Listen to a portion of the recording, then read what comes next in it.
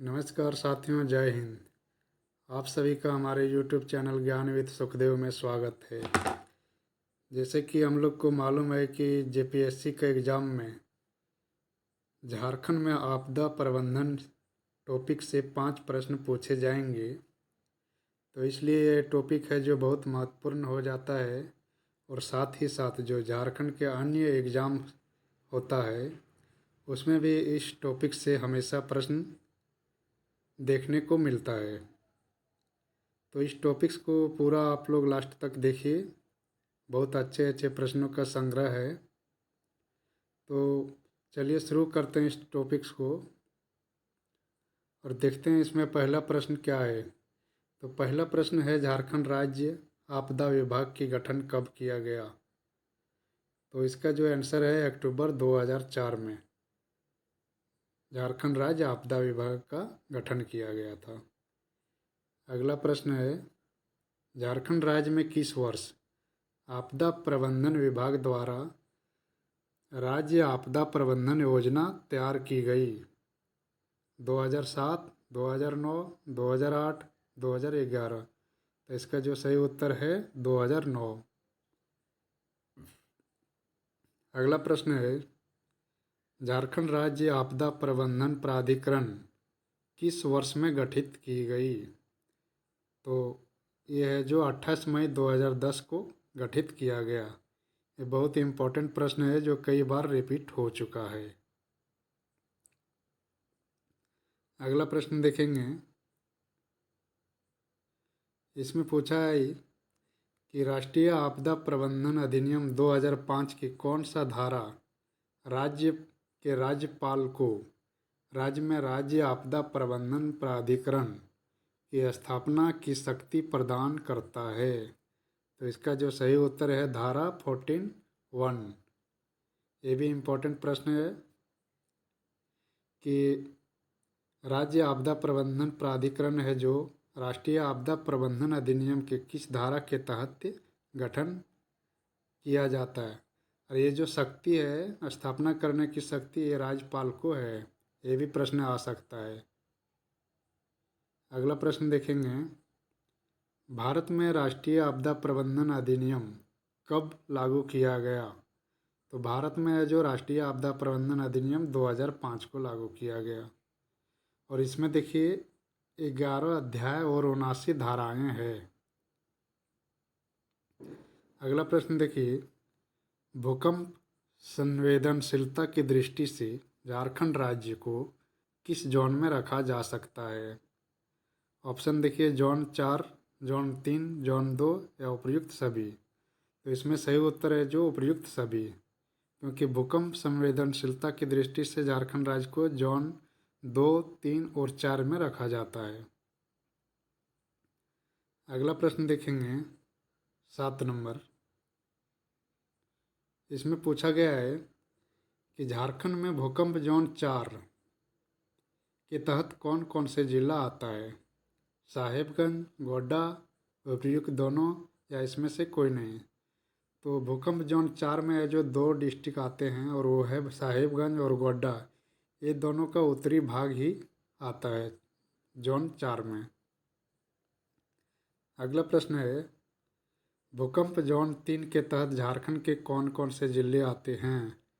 तो ऑप्शन देखिए, पलामू, गढ़वा, लातेहार, चतरा, हजारीबाग, धनबाद, बोकारो, गिरिडीह, कोडरमा, देवघर, दुमका, जामतारा, गोड्डा, पाकुड़, साहिबगंज, या इसमें से सभी। तो इसका सही उत्तर उपर्युक्त सभी। तो बता दें कि भूकंप जोन 3 में जो झारखंड के टोटल 15 डिस्ट्रिक्ट आता है। कभी कभी ये भी प्रश्न पूछ सकता है कि भूकंप जोन 3 में झारखंड के कितने जिले आते हैं, या भूकंप जोन 4 में कितने जिले आते हैं, या तो 2 में कितने आते हैं। तो इसलिए ये भी याद कर लीजिएगा, जोन 3 में 15, जोन 4 में 2। अगला प्रश्न देखिए, झारखंड में भूकंप जोन 2 के तहत कौन कौन से जिले आते हैं? तो इसमें देखिए, ऑप्शन ए में रांची, लोहरदगा, खूंटी, ऑप्शन बी है रामगढ़, गुमला, ऑप्शन सी पूर्वी सिंहभूम एवं पश्चिमी सिंहभूम, या तो उपयुक्त सभी। तो इसका सही उत्तर उपयुक्त सभी। और इस भूकंप जोन 2 में है जो 7 जिला आता है। अगला प्रश्न देखेंगे, झारखंड राज्य का कौन सा भाग बाढ़ से सर्वाधिक प्रभावित होता है? पूर्वी क्षेत्र, दक्षिण पश्चिमी क्षेत्र, उत्तर पूर्वी क्षेत्र या दक्षिणी क्षेत्र? तो सही उत्तर है जो उत्तर पूर्वी क्षेत्र। इसमें है जो साहिबगंज गोड्डा का एरिया इसमें आ जाता है, जो गंगा नदी से सटा हुआ है इसके कारण। अगला प्रश्न देखेंगे 11 नंबर। इसमें पूछा है कि झारखंड का कौन सी क्षेत्र सूखा से सर्वाधिक प्रभावित है? उत्तर पूर्वी, दक्षिण पश्चिमी, उत्तर पश्चिमी या पूर्वी? तो इसका सही उत्तर उत्तर पश्चिमी। और उत्तर पश्चिमी के अंतर्गत ये गढ़वा, पलामू, लातेहार ये सब जिला आ जाता है, चतरा। अगला प्रश्न देखेंगे, झारखंड के कौन सा जिला सूखा की दृष्टि से सर्वाधिक संवेदनशील जिला है? गिरिडीह, रांची, पाकुड़ या पलामू? तो ये जो पलामू जिला। अगला प्रश्न है, झारखंड में सुखाड़ समस्या से निपटने हेतु निम्न में से कौन से कदम कारगर सिद्ध होंगे? सुखाड़ से निपटने के लिए क्या क्या हम लोग उपाय कर सकते हैं? जलाशयों का निर्माण, वृक्षों की कटाई पर रोक, या वाटर शेड मैनेजमेंट या उपयुक्त सभी? तो इसका सही उत्तर उपयुक्त सभी। अगला प्रश्न है, झारखंड राज्य आपदा प्रबंधन प्राधिकार का अध्यक्ष कौन होता है? तो इसका अध्यक्ष है जो मुख्यमंत्री होता है। अगला प्रश्न देखेंगे 15 नंबर। इसमें पूछा गया है कि झारखंड राज्य आपदा प्रबंधन प्राधिकरण की सहायता हेतु गठित राज्य कार्यकारिणी समिति का अध्यक्ष कौन होता है? मुख्यमंत्री, गृह मंत्री, झारखंड के मुख्य सचिव या इसमें से कोई नहीं? तो इसका जो है गठित राज्य कार्यकारिणी समिति का अध्यक्ष है जो झारखंड के मुख्य सचिव होते हैं। अगला प्रश्न, झारखंड राज्य आपदा प्रबंधन प्राधिकरण में अधिकतम कितने सदस्य हो सकते हैं? तो इसमें है जो मुख्यमंत्री को मिलाकर टोटल 9 सदस्य अधिकतम हो सकते हैं। अगला प्रश्न, किस वर्ष झारखंड राज्य वर्षा की कमी के कारण गंभीर सूखे से प्रभावित रहा? 2006, 2015, 2009, 2010? तो सही उत्तर 2010। इस टाइम बहुत ही ज़्यादा वर्षा की कमी हो गया था और पूरा झारखंड में सुखाड़ जैसा समस्या हो गई थी। अगला प्रश्न देखेंगे 18 नंबर। इसमें पूछा है कि जिला आपदा प्रबंधन प्राधिकरण का नेतृत्व कौन करता है? जिला समाहर्ता या उपायुक्त या जिला दंडाधिकारी या उपयुक्त में से कोई एक या इसमें से कोई नहीं? तो इसका सही उत्तर उपयुक्त में से कोई एक कर सकता है, या तो जिला दंडाधिकारी, जिला समाहर्ता या उपायुक्त। तो देखिए इम्पोर्टेंट फैक्ट्स है, जिला आपदा प्रबंधन प्राधिकरण का गठन राष्ट्रीय आपदा प्रबंधन अधिनियम के धारा 25 के तहत किया गया है, याद रख लीजिएगा। अगला प्रश्न है, प्रखंड स्तर पर गठित आपदा प्रबंधन समिति का अध्यक्ष कौन होता है? ये प्रखंड लेवल पे अनुमंडल पदाधिकारी, प्रखंड विकास पदाधिकारी, अंचलाधिकारी या जिला परिषद का अध्यक्ष? तो प्रखंड स्तर पर है जो प्रखंड विकास पदाधिकारी। अगला प्रश्न है, ग्राम स्तर पर गठित आपदा प्रबंधन समिति का अध्यक्ष कौन होता है? वार्ड सदस्य, अंचलाधिकारी, ग्राम सभा का मुखिया या इसमें से कोई नहीं? तो इसका सही उत्तर ग्राम सभा का मुखिया। अगला प्रश्न है 21 नंबर। इसमें पूछा है कि झारखंड के आपदा के दौरान राहत कार्य संचालन हेतु गठित राज्य आपदा कार्यवाही कोष में राज्य और केंद्र सरकार की हिस्सेदारी क्रमशः कितनी है? तो राज्य और केंद्र 75:25, 60:40, 50:50 या 25:75? तो इसका सही उत्तर 25:75, यानी राज्य का हिस्सेदारी 25% है तो केंद्र सरकार की 75%। अगला प्रश्न, निम्नलिखित में से कौन सा जिला आपदाओं से बुरी तरह से प्रभावित है? रांची, धनबाद, पाकुड़, हजारीबाग। तो सही उत्तर हजारीबाग। अगला प्रश्न, निम्नलिखित में से कौन सा क्षेत्र भूमिगत कोयला खदानों में आग से होने वाली आपदा के कारण सर्वाधिक चर्चा में रहता है? रुक्का, चंदवा, झरिया, तिलैया। तो सही उत्तर झरिया, जो धनबाद में है। यहाँ हमेशा कभी जाइएगा तो देखिएगा धुआं निकलते रहता है। अगला प्रश्न है, चासनाला खान दुर्घटना कब घटित हुआ था?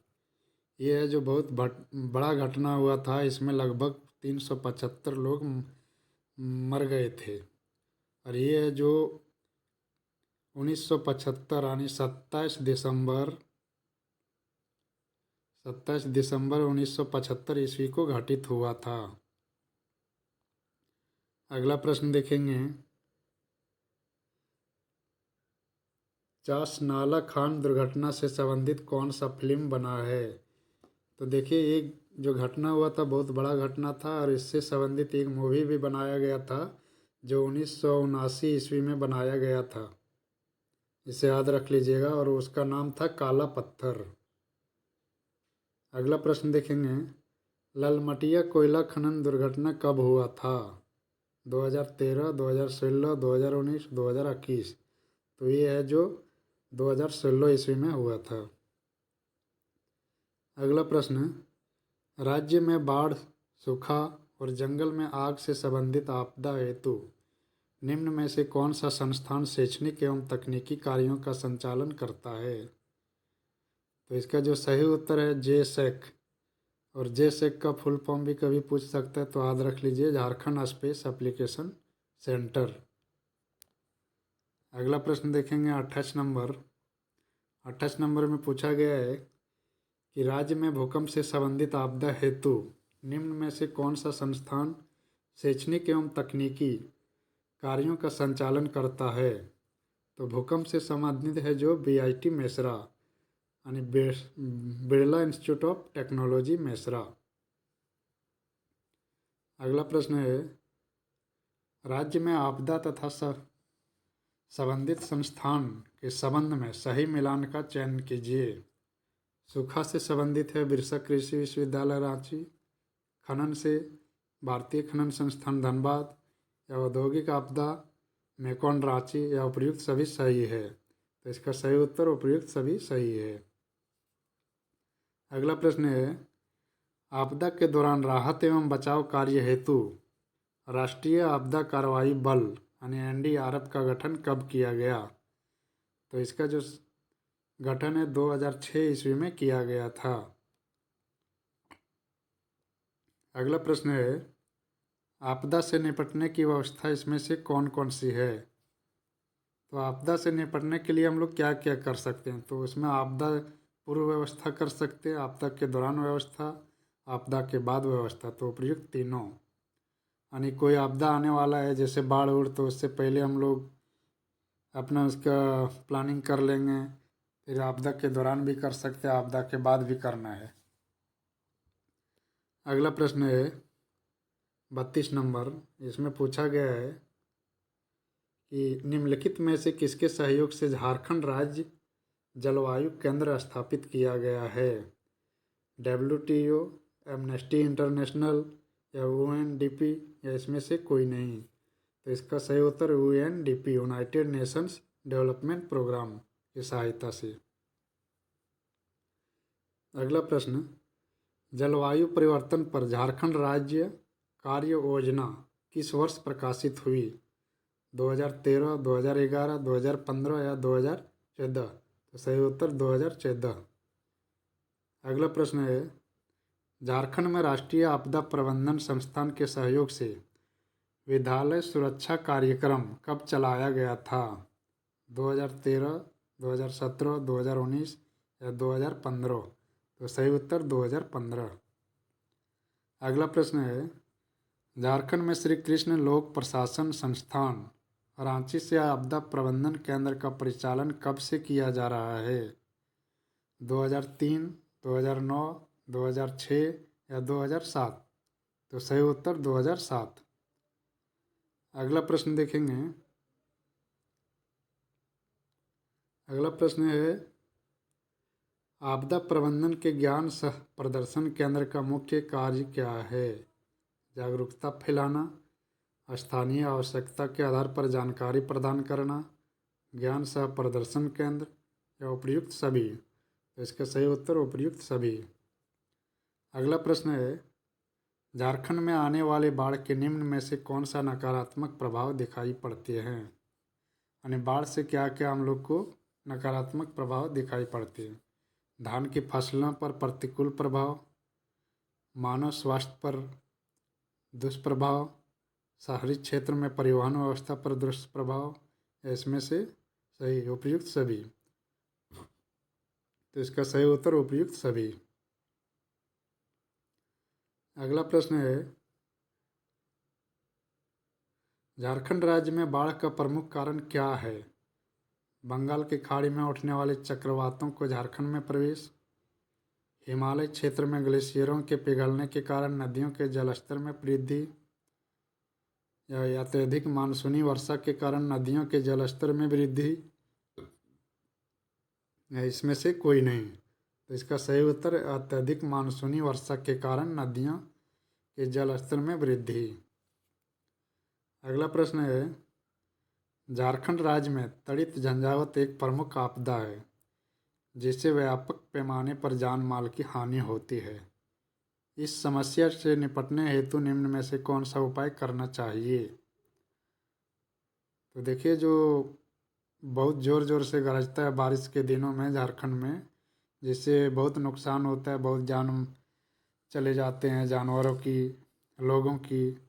तो उसी के संबंध में पूछा है कि उससे बचने के लिए हम लोग क्या क्या कर सकते हैं। तो ऑप्शन देखिए, बिजली एवं तार के खंभे से दूर रहना, वर्षा के दौरान घरों से बाहर ना निकलना, वर्षा के समय पेड़ों के नीचे ना रुकना, या उपयुक्त सभी? तो इसका सही उत्तर उपयुक्त सभी। तो ये सारे थे जो महत्वपूर्ण प्रश्न हैं इस टॉपिक से, और आशा करते हैं कि इससे ज़रूर आप लोग को लाभ होगा। और आप लोग को अगर ये वीडियो पसंद आया हो तो इस चैनल को ज़रूर सब्सक्राइब कीजिएगा। तो आज के लिए इतना ही रखते हैं। जय हिंद, धन्यवाद।